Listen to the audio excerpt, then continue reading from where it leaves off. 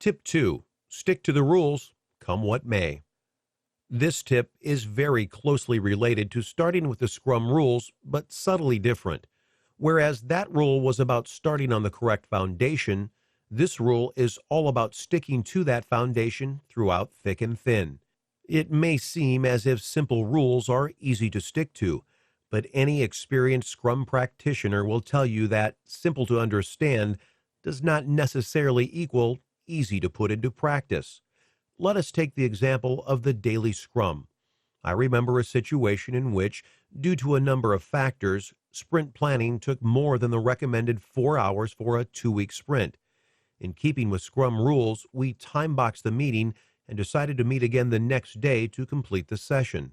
Since the second meeting was in the morning, the team questioned the need for a daily Scrum meeting, especially since each of us knew what the other was doing the day before, planning, and what we were about to do, planning. They actually became quite emotional and almost rebellious about the situation.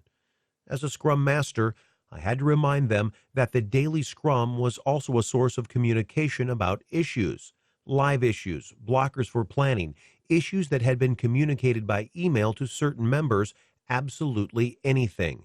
Therefore, this 15-minute stand-up meeting was probably more important after 4 hours of planning, since communication may have been missed since we had not discussed anything but planning for the previous day. If we had gone against the simple rule of having a daily Scrum every day, we may have missed the opportunity to solve and communicate about an issue that would have delayed our sprint or release.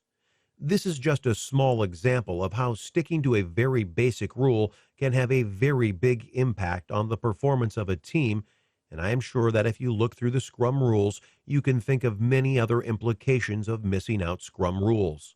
Therefore, I would advise you to stick to the Scrum rules and learn how to give reasonable explanations of why each Scrum rule is so important.